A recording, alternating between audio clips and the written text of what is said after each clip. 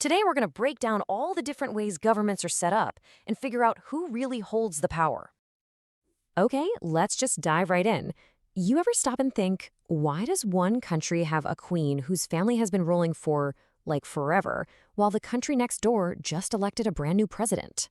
Well, it all comes down to their form of government. So here's our game plan. First, we'll get on the same page about what a government even is. Then we're going to look at systems where just one person is in charge, followed by rule by a small group, and then rule by pretty much everyone. And to wrap it up, we'll check out some of the weirder systems that don't quite fit the mold. Right. Before we can really get into comparing all these different systems, we need a solid foundation. So, what exactly is a government anyway? At its heart, a government is really just the system a society puts in place to make big decisions. It's the group that makes the laws, provides all the stuff we need like schools and roads, and of course, protects the country from threats. To figure out any form of government, you only need to ask three simple questions. Number one, who's in charge? Two, how do they get that power? And three, is there anything stopping them from doing whatever they want? The answers to these questions, well, they pretty much define every single system we're about to look at. First up, let's look at systems where all the power is in the hands of one single person. This is what we call authoritarianism, where rulers don't really have to answer to the people. And we're going to start with one of the oldest forms out there. You can kind of see the whole life story of a monarchy here. It all starts with family. Power gets passed down the bloodline, and that's usually marked by a big coronation ceremony. Then the monarch uses that power to make laws. And look, there's a trade-off, right? You get stability, a clear idea of who's next in line, but the people, they get zero say in who their leader is. But, and this is a big but, not all monarchies are created equal. On one hand, you have an absolute monarchy, where the ruler's word is literally law. It's decisive for sure, but there's no room for public input. On the other hand, you've got constitutional monarchies, like in the UK or Japan, where the monarch is more of a symbol. They represent tradition while an elected government holds all the real power. A dictatorship is another rule by one deal, but here's the key difference. Power isn't inherited, it's usually taken by force. A dictator doesn't follow a constitution. Their power comes from the military, from propaganda, and from shutting down anyone who disagrees with them. The promise is always strength and order, but that usually comes at the very high price of personal freedom. And if you thought that was intense, totalitarianism takes it to a whole other level. This is the most extreme version of single-person rule. We're talking about a government that wants total control over, well, everything. Not just politics, but what you believe, what you value, your entire life. And they enforce it with constant surveillance and by teaching it to kids from day one. Okay, so we've covered one person calling all the shots. But what happens when it's not just one person, but a small, exclusive group running the show? This is called an oligarchy, which is just a fancy way of saying rule by the few. Power here belongs to a small, privileged circle, maybe because they're super rich, have military connections, or come from the right families. And guess what? They almost always make decisions that benefit themselves, which creates this huge gap between the powerful and everyone else. It might look efficient, but it's rarely fair.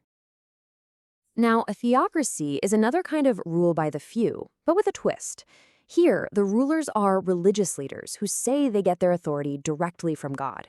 All the country's laws come straight from sacred texts, and there's absolutely no separation between church and state.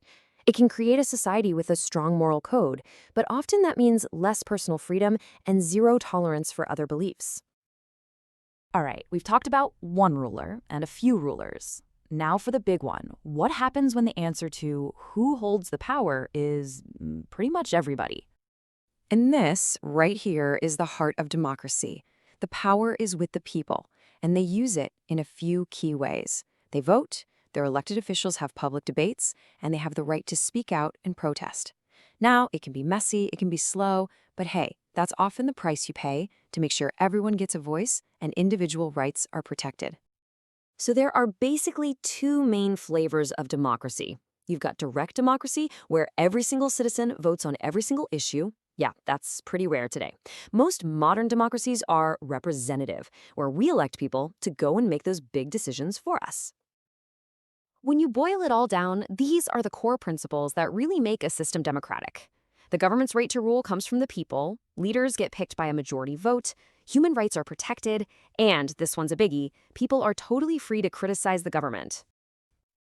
Okay, so we've got our three main categories. But, the real world is never that simple. It loves to get complicated, and some systems just don't fit neatly into our boxes. So what if you just got rid of government altogether? Well, that's the basic idea behind anarchy. In a perfect world, people would govern themselves through cooperation. It's the ultimate kind of freedom. But, on the flip side, without any central authority to enforce rules, it could also just fall into complete chaos. Now this next one, colonialism, is a little different. It's not really about how a country governs itself, but how one country takes control of another. The foreign power comes in, takes over politically, drains the economic resources, and often forces its own culture and language on the people who live there. And this is a really important thing to remember. In the real world, countries mix and match these systems all the time. Just look at the UK. It's a monarchy on paper, but it's run as a democracy. Or Iran, which is a theocracy at its core, but still has elections for president. So at the end of the day, every one of these systems is just a different answer to that huge question: who should rule? Each one spreads power out in its own way, and every single one has trade-offs. You might trade some freedom for more order, or you might accept some messy arguments to make sure everyone's represented.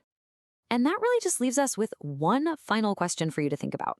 After looking at all these different models, which one do you think strikes the best possible balance between personal freedom, holding leaders accountable, and keeping society stable? Honestly, there's no single easy answer to that one. If you're new here, this is basically a quick introduction to what this channel is all about. Right. We dive into public administration quite a bit. That's the foundational stuff. Yeah, the principles behind how governments are set up, how they should ideally operate. It's more than just rules, it's the thinking behind it. And flowing from that is public management. More. Right. So look, if you're curious about how governments make decisions or how public services work, or maybe you just want a clearer picture of what shapes your community. And if this sounds like your kind of thing, if you want to explore these topics more with us, well, hitting subscribe is probably a good idea. Definitely. Yeah, click that subscribe button. We've got plenty more planned. And maybe give this video a like. It helps other people who are interested in this stuff find the channel. Please do. It makes a difference. Definitely. You can find us on social media. Just search for ConsultKano. Let us know what you think. Yeah, drop a comment below. But until then, do check out some of the other videos. Lots to explore. Thanks again. Kano Consultants, for professional advice You can trust.